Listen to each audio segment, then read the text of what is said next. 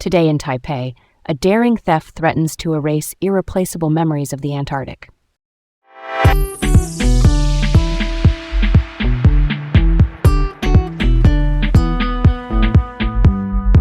Hey, I'm Leah, feeling focused and ready to roll through today's big local stories. And I'm Garrett. Let's keep it chill but fast. You're listening to Laid Back Local, the news of the day with Leah and Garrett, coming to you from Taipei, Taiwan.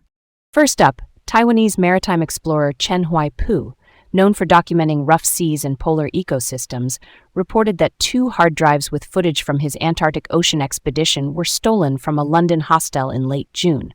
The drives held nearly 2 months of raw video, including 10-meter waves, iceberg passages, and ecological records. No backups exist. He filed a report with London police, and Taiwan's representative office in the UK, which acts as our de facto embassy there, is assisting. Chen is offering a reward of 10,000 British pounds for the return of the drives. That hits different.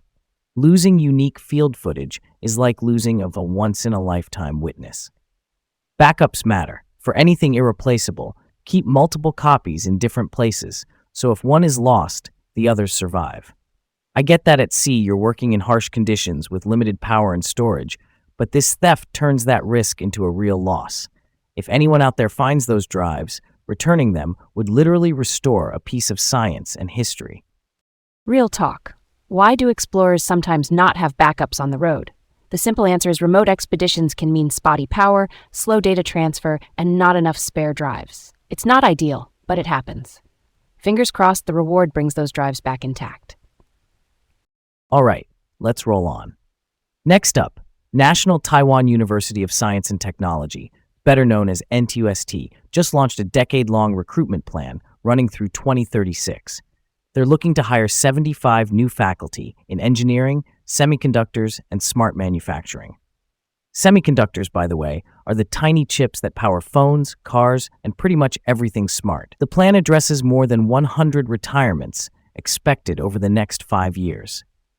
Funding-wise, NTUST is seeking about 216 million new Taiwan dollars from the Ministry of Education and putting in 50 million of its own.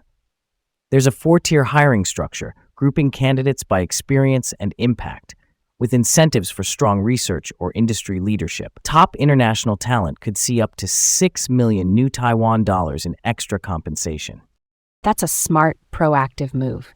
If you want world-class programs, you compete for world-class people, right? I like that they're courting internationally recognized scholars and early career researchers at the same time. Bringing in industry pros can speed up lab-to-market work, which just means turning research into real products faster. Also, that 4-tier system sounds clear. Set expectations, reward impact, and keep the pipeline strong as senior professors retire. That's the heartbeat of staying competitive. Okay, let's move on. Taiwan's single-person households have surged over the last decade by about 1.2 million and now make up more than 40% of all households. In 2025 alone, around 420,000 new single-person homes were added. Drivers include our aging population, lower marriage rates, and housing tax rules that can favor where you register your household. Household registration here is the official address you list with the government. Urban job migration is also a factor. Developers are already talking about integrated housing services, meaning buildings that bundle things like healthcare access and transport support to match how people are living now. That kind of blew my mind. The scale is huge, and it reshapes city planning.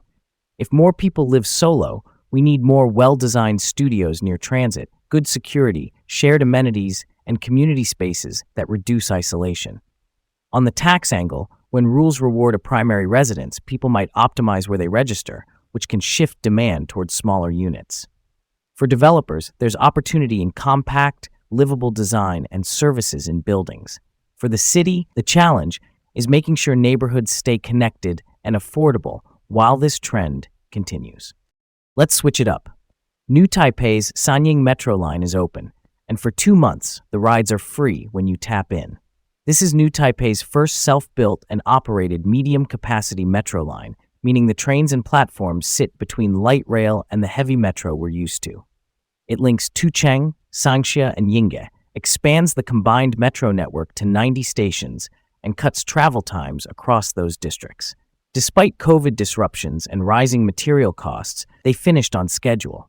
The opening brought out Premier Cho Jung-tai, who is Taiwan's head of government, and new Taipei Mayor Hou Ye. The line even crossed existing highways and rail tracks, which is no small engineering feat. That's so wild. Free rides are a great way to help folks test a new commute and find the best transfer points without worrying about cost. Also, crossing highways and rail corridors safely is complex, so hats off to the crews. Quick tip, if you're trying it out, you can tap with an Easy Card to ride free through August 31st. Big picture, better access to Sangxia and Yingge means easier trips to local attractions and businesses, and more options for people priced out of central Taipei. That's worth celebrating. Last up, Taipei Metro now accepts Tap to Pay with credit cards at all stations, including mobile wallets like Apple Pay and Google Pay. That means fewer lines to top up transit cards or buy single-ride tickets. It supports Visa, MasterCard, JCB, Discover Network, and Diners Club International, including Taiwan-issued and foreign cards. For Apple devices, Express Transit Mode lets you pass the gate without unlocking the phone. It's basically a fast lane for your wallet. This launches as part of the Metro's 30th anniversary.